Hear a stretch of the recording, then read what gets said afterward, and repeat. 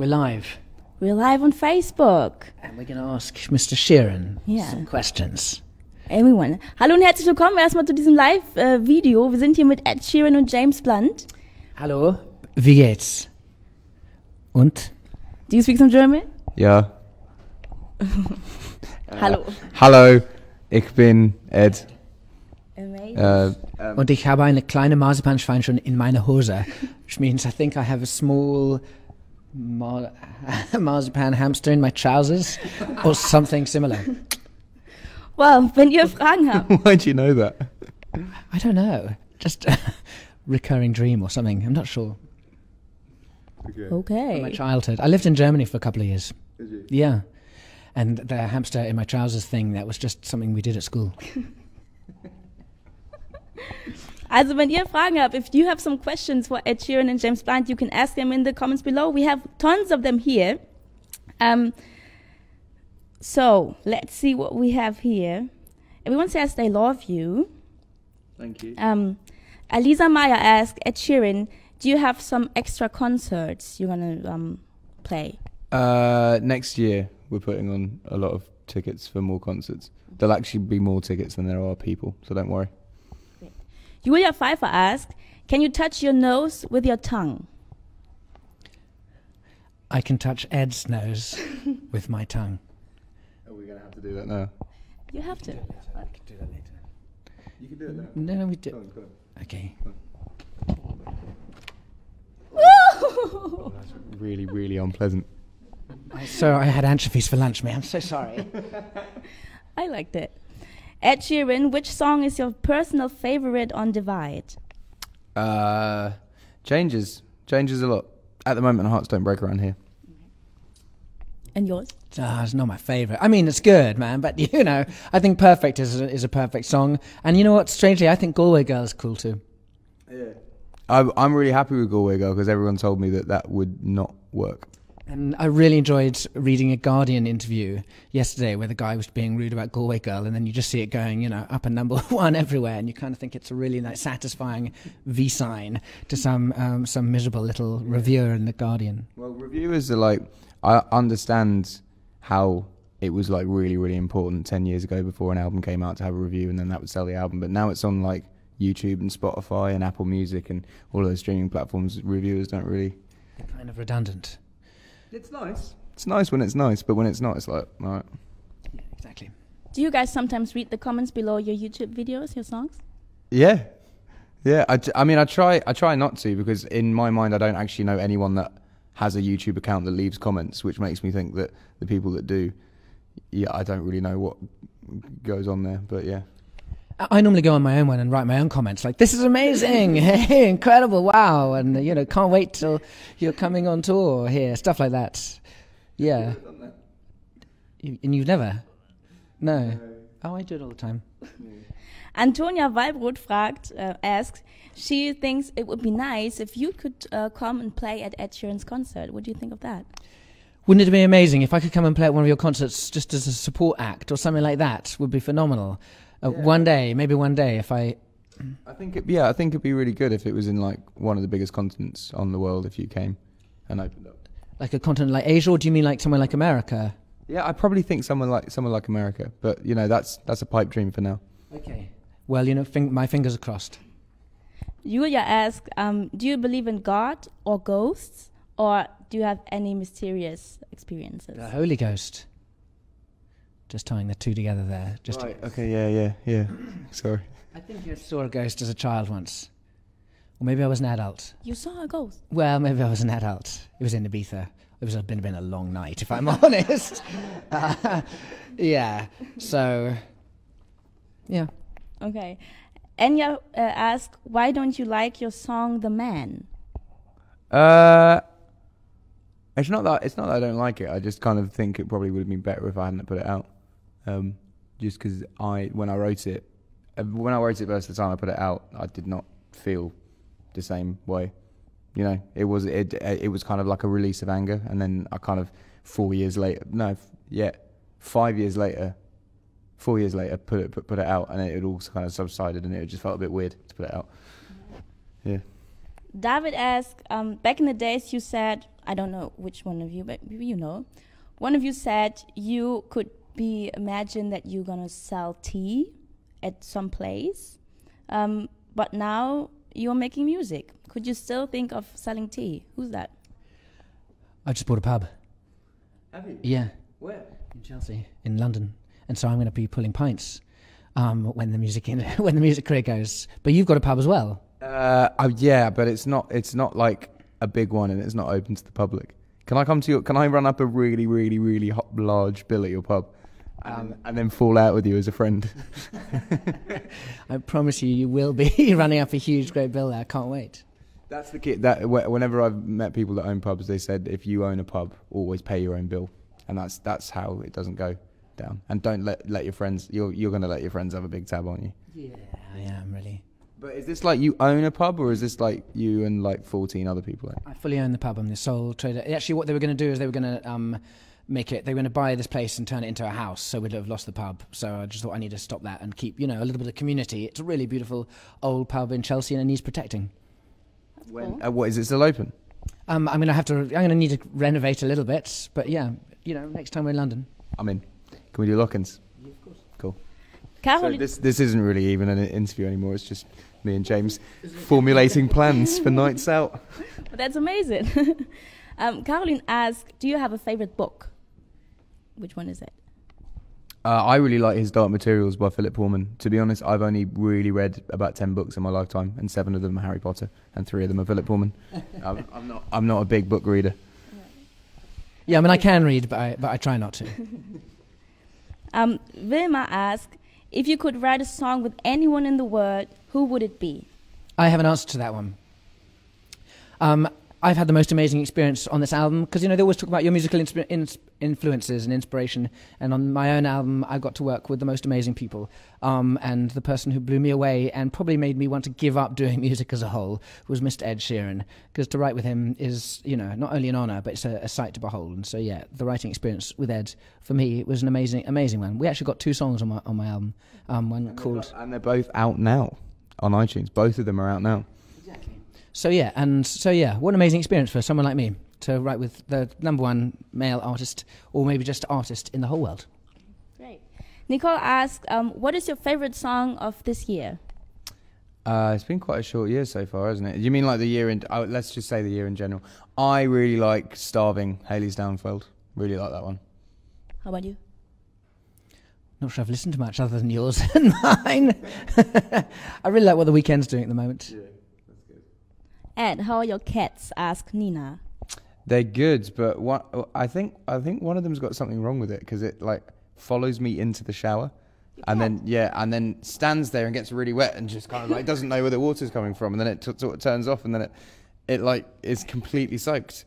Whereas like had it just kind of walked into the shower, got wet, and then ran away, but it just sort of stood there and didn't know. So yeah, I kind of wrapped it up in a big towel and carried it around like a rugby ball for the day. It's pretty cool. Do you have any pets? I have some mice, but they're not pets, strictly speaking. That's just I don't clean the house very much, and so they just...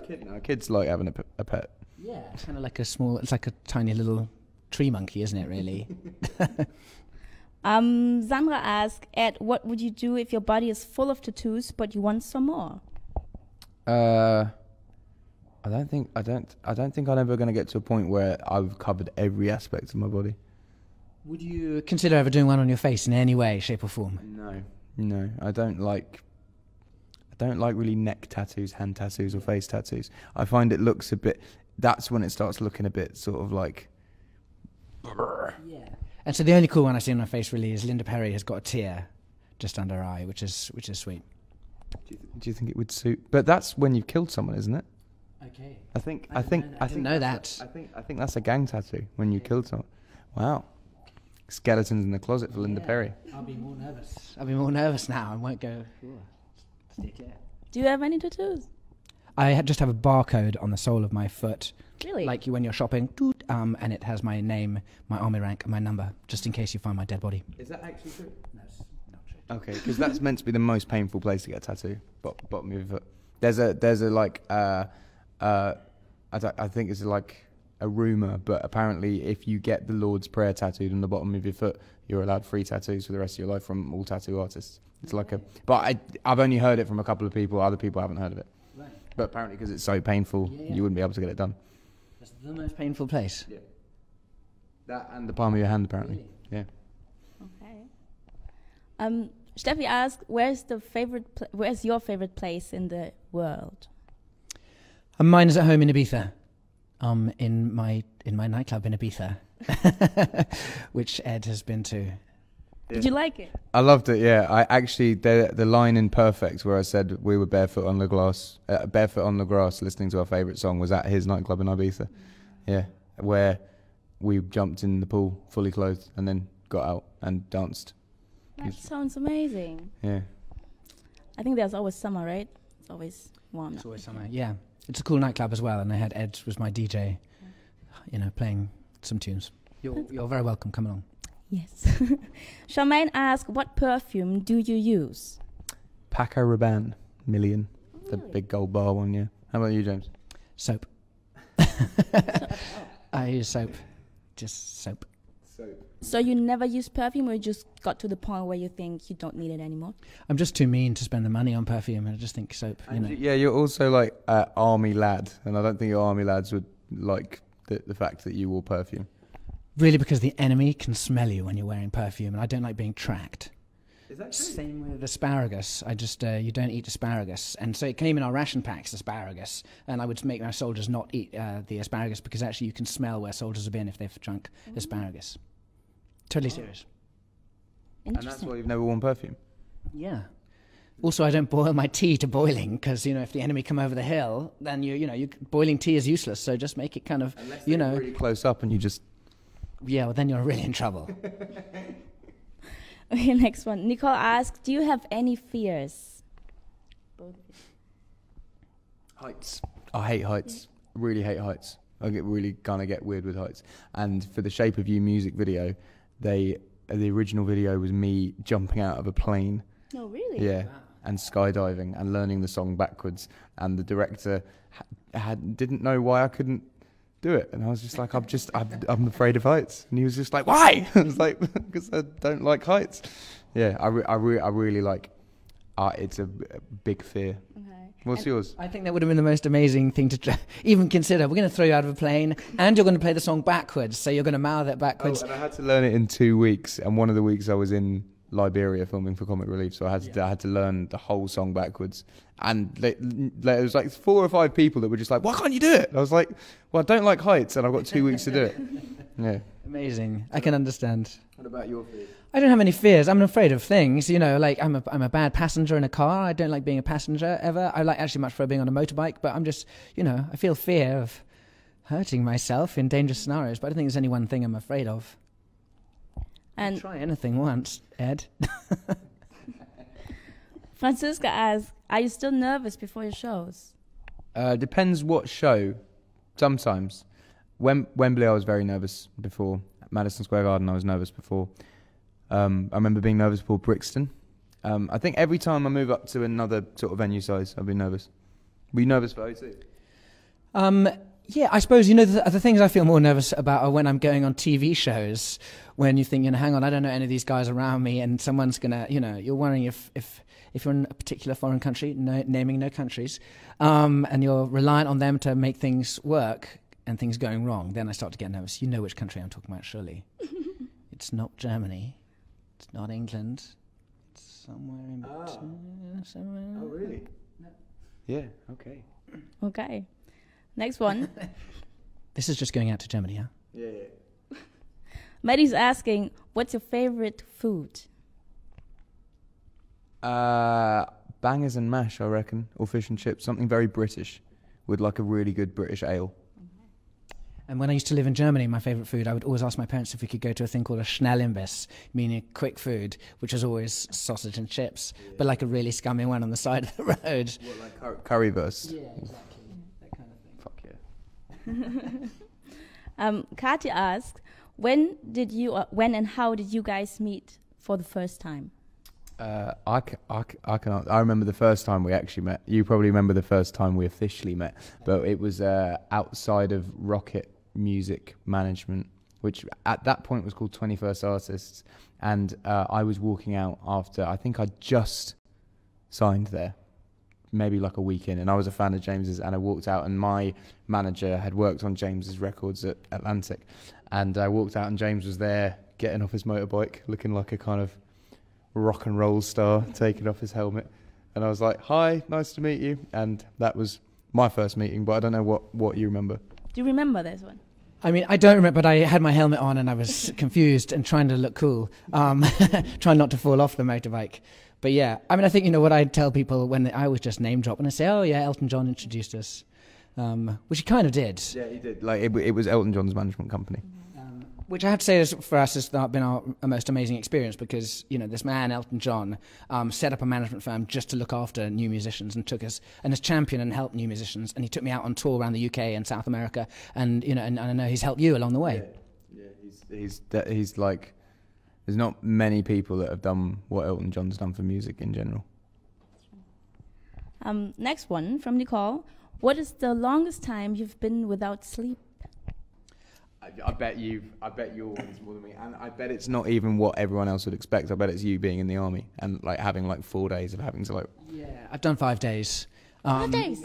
And you start to see things. I mean, as clearly as if you had been medicated by any kind of strong drug, that, you know, people's heads will turn around. And I've had conversations with people who don't exist, and you're marching and you're just squashing little birds that continue to fly underneath you, and absolutely amazing. And you start to really see people not make sense anymore. It's, you know, it's like, you know, it's an amazing experience if you're into that. That's why you told us you saw a ghost. Now I know where this came from. Exactly. Yeah. But you know, you've worked heavily occasionally and not got much sleep. I've been out for a few nights out with you where we haven't got much sleep. Yeah, probably 3 days is my most. Yeah, that was the Wembley shows. Okay. But that was more just adrenaline kind of carrying it through. So and that must be quite tricky then, to get up on a stage, you know, having had the most amazing adrenaline rush the night before, and then to have the same adrenaline rush but no sleep. You must be totally drained. You must be. I honestly find I do better gigs when that, because I think you just put in more because you want to be like, I know I haven't really slept that much, but I know I can make this amazing. And I suppose in many ways, perhaps you also then just, you know, you just show your real inner self, your true emotion, because you're not able to hold anything back. You're just kind of, you are what you are. They get what they see. Certainly. Alex asks, what is your favorite song from each other? Like of each other? My favourite song that James has done in general is Goodbye My Lover, but there's a new song on his album called Don't Give Me Those Eyes, which I think rivals it, if not beats it. But I think it's, I think everyone's going to really like it. And yours? I mean, genuinely, there are so many events that I think are fantastic, and this album is really exciting. I mean, you know, he and I have worked not just with each other, but with the same producers, and there's a producer who we've worked with that, you know, who did the single, which I think is, again, just, you know, captures you so much. But I will always go back to the A-Team, and just because I think lyrically and emotionally, I think the moment I saw you then, it was a song that I thought, okay, that's exactly what I would have, or you know, I've always aspired to as a musician, capture those kind of scenarios, those situations. I think it's raw and it's delicate and it's creative and it's beautiful, as are so many. But I will always go back to the song that I would whack on straight away. Lauren Lauren asks, where's the best place you have been? So not your bar, but like you do travel a lot. Maybe. I really liked Ghana. I thought the people there, the culture, the music, the food, it was very fun. Did you eat some fufu? I had wachi for breakfast every morning. Yeah. Sounds yummy. It was really good. It's like spicy rice with like a boiled egg. It's pretty decent. Really cool. Yeah. I would say my favourite place is Beirut. Beirut, yeah, which you must have played there, haven't you? In fact, maybe it's just the heat's up there a little bit so much they'll keep you in a safer place at the moment. They'll chuck me there. They don't mind if things go wrong. And yeah, it's just such a mixture of culture of Muslim, Christian, Jew, incredible food, incredible location on the edge of the Mediterranean, and really worth doing. And if you ever did get the chance, amazing audiences. I'd love to. Okay, we're almost done, But last question, I'd say, would be from Nicole. Can you sing something together? Well, I only mime. So. Why don't you mime and I'll sing it. Okay. You give me breakfast every morning. You make me sleep all through the night. You make me worry without any warning. So let me just lie here and drown in your eyes. And then what's the chorus? You are everything I have never been. I want you to make me better. Make Me Better, out on iTunes right now worldwide. It's just come out yesterday for James. We wrote it together. And the other one, Time of Our Lives, is out as well. And then Love Me Better. A few betters on there, isn't there? In it. It's all out now. How many people are watching? A lot. It says 910. There's not so many. It's just gone down to 890. It goes down whenever I talk.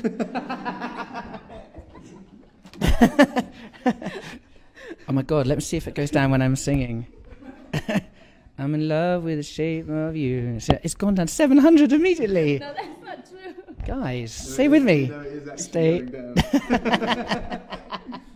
Oh no, it's gone up now. It's going up. Yeah. It's going up. But Hey, well, thank you.